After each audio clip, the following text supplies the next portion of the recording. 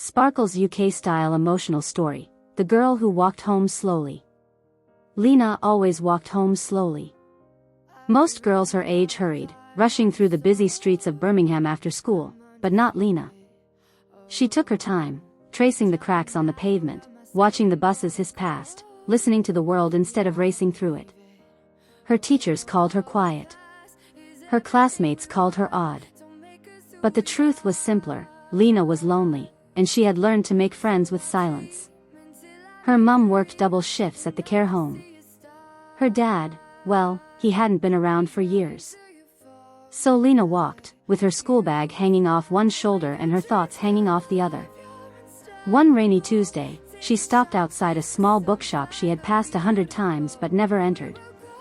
Something felt different that day, like the door was inviting her in. She pushed it open. An elderly woman behind the counter looked up over her glasses.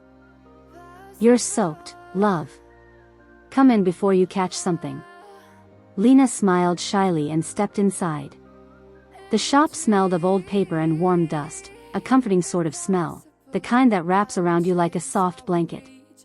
She wandered between the shelves, trailing her fingers along the spines of books she couldn't afford.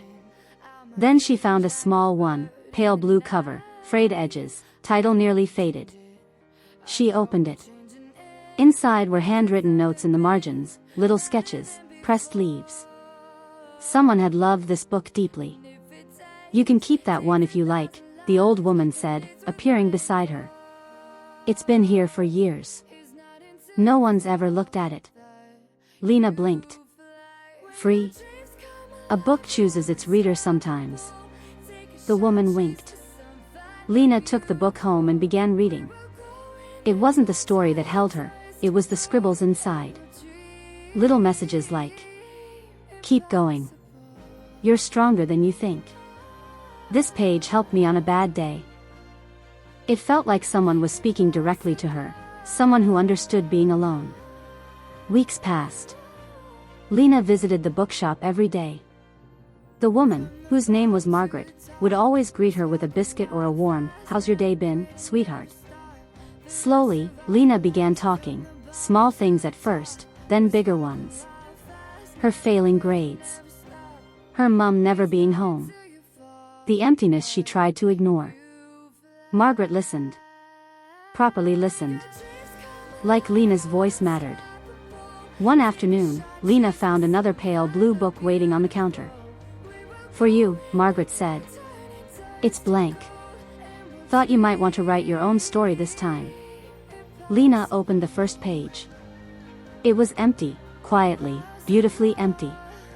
That night, Lena wrote for the first time. Not big poetic lines, just truth. "Today someone saw me. It felt nice." She wrote again the next day, and the next, filling pages with thoughts she had never told anyone. Months later, Margaret fell ill. The shop stayed closed for a week. Lena stood at the door every day, waiting. When it finally reopened, a younger man stood behind the counter. "Are you Lena?" he asked gently. She nodded. He handed her a small brown box. "Gran left this for you." Inside was a note in Margaret's handwriting. "Everyone needs someone who believes in them.